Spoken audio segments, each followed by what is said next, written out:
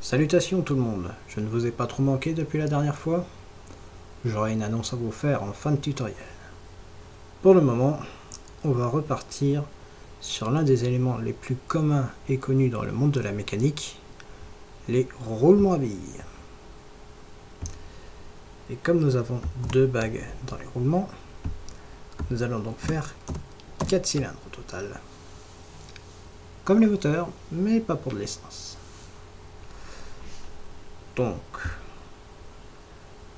on va commencer par la bague externe. On va aussi commencer par réduire la taille pour que la bague puisse rentrer tout entière dans l'écran. Voilà. Nous passons à ce qui va servir à la découpe. Pour s'en rappeler, nous mettons 1 mm de différence, ce qui simplifiera également la sélection au moment de prendre ce qu'il faudra sélectionner pour la soustraction de matière.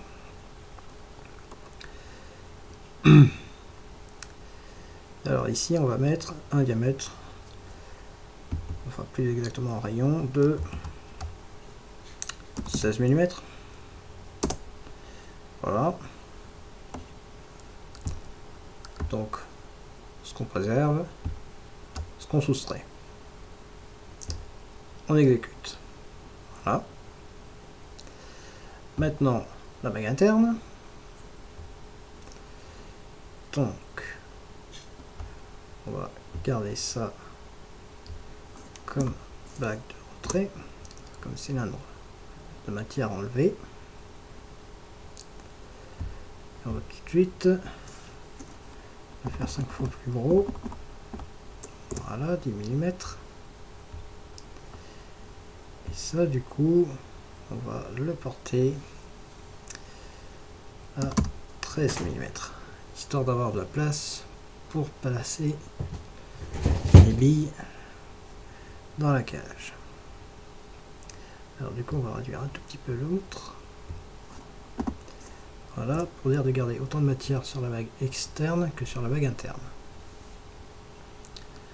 La sélection. Donc, ce qu'on conserve, ce qu'on soustrait, on opère. Et alors là, pour avoir la gorge semi-cylindrique tout autour de nos deux formes, de nos deux bagues, nous allons utiliser une forme géométrique générée que nous avons souvent vue sans nous en servir, la forme toroïdale. Donc notre tore, comme vous pourrez voir sur le plan 1, elle est en dessous. Elle est en dessous pour une raison très simple. C'est que voyez-vous, si à cet angle-là par exemple je mets 0, je fais la transformation, hop, la tore a disparu. Mais non, elle n'a pas disparu. Je vais vous montrer ça, vous voyez. Elle a simplement un côté demi-cylindrique sur sa périphérie. Donc, on va remettre 180 degrés. Et c'était moins 180 degrés. Pour une raison toute simple. C'est que les deux fonctionnent.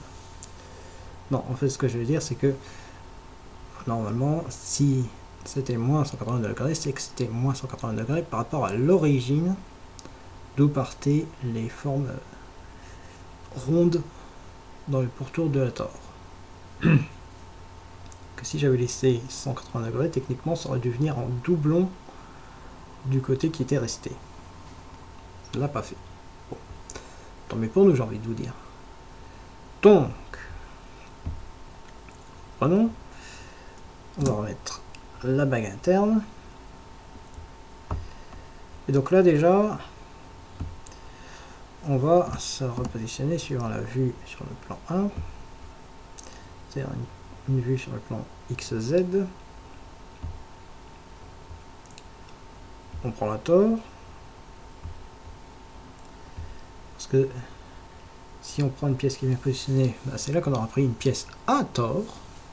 Voilà, ça c'était gratuit. Et nous allons mettre donc à mi-hauteur, c'est-à-dire à 5 mm. 5 mm, et nous allons donner 4 mm de rayon à notre gorge. Sans oublier de grossir également ce rayon-là à 16 mm, de sorte que la forme soit bien à l'extérieur de la bague interne, mais à l'intérieur de la bague externe. Ça laisse réfléchir. Voilà. On repasse en vue en perspective, on est bien en train d'enlever de la matière. On ressort la bague externe. Oh! On est juste sur la lisière. Vous voyez? Donc, on va réduire un tout petit peu. On va passer à 15 mm. Voilà. On transforme, on valide.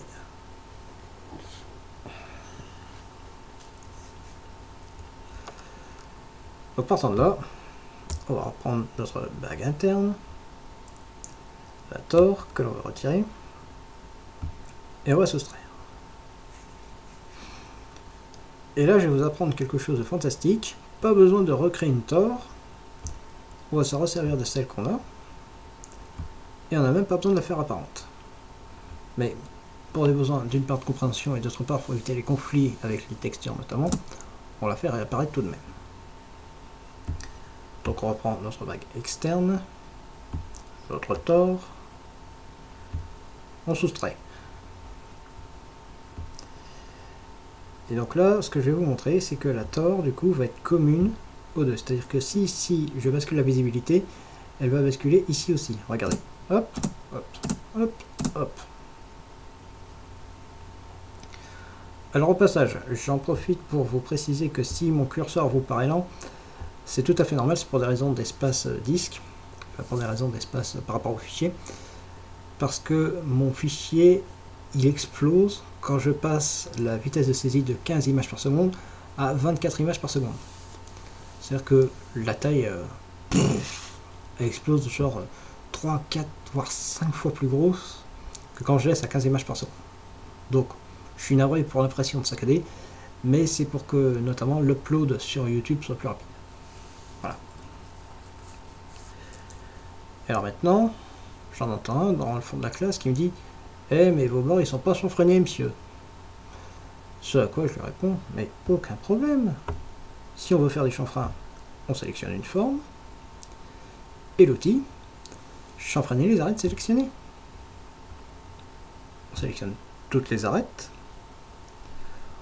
On va réduire le chanfrein parce que ici, en fait, on n'aura pas assez de matière. Ce que je vais vous montrer, si je chanfreine tout à 1 mm comme ça, voilà ce qui arrive. Alors, c'est un peu bizarre, on dirait des rails. Et en fait, tout ce qui s'est passé, c'est extrêmement simple. On va zoomer dessus d'ailleurs. Vous allez comprendre. Voilà, je me mets un petit peu en perspective. Est-ce que vous arrivez à comprendre un petit peu le problème? Alors, je vais vous l'expliquer assez simplement. Ce qu'il y a, c'est que je lui ai demandé le chanfrein sur toutes les arêtes sur 1 mm. Seulement à l'intérieur, à cause de la gorge taillée pour les billes, je n'ai pas 2 mm de matière pour faire les deux chanfreins à 1 mm. Du coup, les lignes ainsi générées par l'outil de chanfrein, eh bien, elles font des croisillons. Donc, pour éviter ça, modeler paramétrique oblige, plutôt propose, fort heureusement, on les réduit du quart. Et là, nous n'avons plus de conflit, nous avons bien des chanfreins réguliers à 0,25 mm. Voilà. Hop. Alors, vous avez cette voie-là, mais vous avez aussi une autre voie, un petit peu plus, comment dirais-je, fastidieuse. C'est tout simplement de générer une forme conique, d'aller reprendre dans les paramètres, le petit rayon vous le mettez à 0, et parce qu'en fait l'outil conique fait aussi les troncs de cône, et là vous allez devoir aligner votre grand rayon avec votre petit rayon, si vous voulez un chanfrein à 45. C'est-à-dire qu'ici par exemple, on va devoir avoir un rayon de 12, par une hauteur de 12. Voilà. On garde, on soustrait, on reprend, on reste sur contrôle, on garde, on soustrait, on applique. Donc là on a bien un chanfrein à 45. Alors, je vais vous apprendre quelque chose.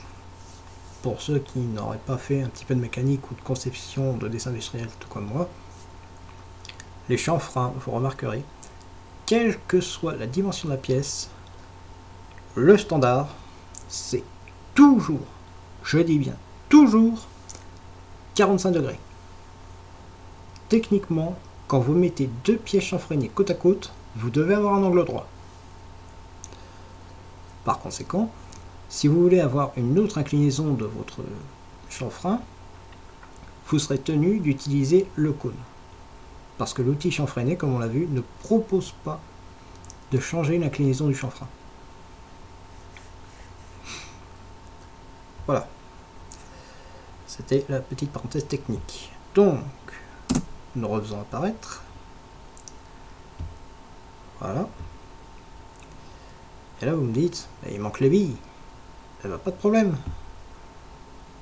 On va s'occuper de les prendre avec les sphères, de réduire, d'aligner le rayon sur celui de la tore qui a servi à creuser les gorges des bagues externes et internes. On va la transformer pour voir la réduction. Voilà. Et là, vous n'aurez plus qu'à jouer avec les paramètres de position, ici, pour disposer les billes là où elles doivent être, tout simplement. Donc, moi pour ma part, comme je vous l'ai dit, j'ai une petite annonce à vous faire. Je vais vous proposer deux nouveaux contenus parallèlement par rapport au tutoriel. Le premier contenu, ça va être tout simplement un contenu démystification. Je ferai la démonstration avec un exemple que j'ai choisi qui m'a semblé intéressant. Je prends donc un élément où j'ai pu observer des photos, voire dans le meilleur des cas des vidéos, pour apprécier son fonctionnement.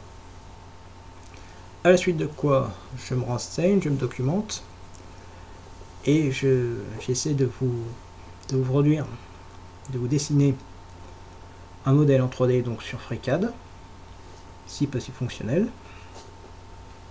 pour vous détailler quel est le principe derrière ce mécanisme. Alors le premier c'est moi qui l'ai choisi pour vous donner la démonstration. Après vous serez totalement libre de me le suggérer avec des liens, des photos, des vidéos, de m'envoyer par mail ce qui vous paraît curieux, parce qu'il vous a toujours intrigué. Ça c'est pour le premier. Le second nouveau format que je vous propose d'avoir, c'est tout simplement un format amélioration.